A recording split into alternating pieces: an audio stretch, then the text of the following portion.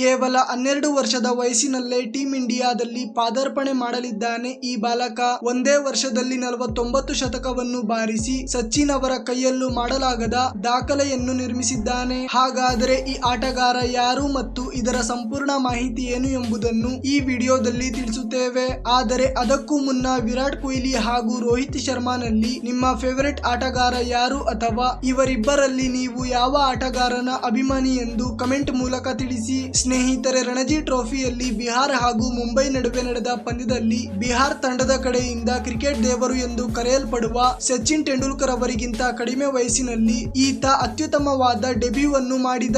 ನಿಮ್ಮ ಮಾಹಿತಿಗಾಗಿ ತಿಳಿಸಿದರೆ, ಸಚಿನ್ ತೆಂಡೂಲ್ಕರ್ ಅವರು ತನ್ನ ಮೊದಲ ಡೆಬ್ಯೂ ಪಂದ್ಯವನ್ನು ಮುಂಬೈ ತಂಡದ ಕಡೆಯಿಂದ ತನ್ನ 15ನೇ ವಯಸ್ಸಿನಲ್ಲಿ ಮಾಡಿದ್ದರು. ಆದರೆ ಈಗ ನಾವು ಮಾತನಾಡುತ್ತಿರುವ ಈ ಹುಡುಗ ಒಬ್ಬ ಅತ್ಯುತ್ತಮವಾದ ಆಟಗಾರ ಹಾಗೂ ಸದ್ಯಕ್ಕೆ ಈತ ಬಿಹಾರ್ ತಂಡದ ಮೇನ್ ಪ್ಲೇಯರ್ ಆಗಿದ್ದಾನೆ ಮತ್ತು ಈತನ ಹೆಸರು ವೈಭವ್ ಸೂರ್ಯ. ಕೇವಲ 14ನೇ ವಯಸ್ಸಿನಲ್ಲೇ ರಣಜಿ ಟ್ರೋಫಿಯಂತಹ ಒಂದು ದೊಡ್ಡ ಟೂರ್ನಿಯಲ್ಲಿ ಆಡಿ ಈತ ದಾಖಲೆಯನ್ನು ನಿರ್ಮಿಸಿದ್ದಾನೆ. ಈತನ ಅದ್ಭುತವಾದ ಬ್ಯಾಟಿಂಗ್ ಅನ್ನು ನೋಡಿ ಇಡೀ ಕ್ರಿಕೆಟ್ ಜಗತ್ತೇ ಶಾಕ್ ಆಗಿದೆ. ಹಾಗೂ ಈತನನ್ನು ತಂದೆಯಾದ ಸಂಜೀವ್ ಅವರು ಆರಂಭದ ವರ್ಷಗಳಲ್ಲಿ ಕೇವಲ ಲೆದರ್ ಬಾಲ್ ನಲ್ಲೇ ಪ್ರಾಕ್ಟೀಸ್ ಅನ್ನು ಮಾಡಿಸುತ್ತಿದ್ದರು ಮತ್ತು ಈತ 5 ವರ್ಷದ ವಯಸ್ಸಿನಿಂದಲೇ ಕ್ರಿಕೆಟ್ ಅನ್ನು ಆಡಲು ಆರಂಭಿಸಿದ್ದಾನೆ. ಆದ್ದರಿಂದ ಈ ಆಟಗಾರನ ಬ್ಯಾಟಿಂಗ್ ಬಹಳ ಅದ್ಭುತವಾಗಿದೆ ಮತ್ತು ಈತ ಇದುವರೆಗೆ ದೊಡ್ಡ ಟೂರ್ನಿಗಳನ್ನು ಆಡಿದ್ದು ಹಲವು ದಾಖಲೆಗಳನ್ನು ನಿರ್ಮಿಸಿದ್ದಾನೆ. ಹಾಗೂ ಅಷ್ಟೇ ಅಲ್ಲದೆ ಇವರ ತಂದೆಯ ಪ್ರಕಾರ ಈ ಆಟಗಾರ ಕೇವಲ ಒಂದೇ ವರ್ಷದಲ್ಲಿ 49 ಶತಕವನ್ನು ಕೂಡ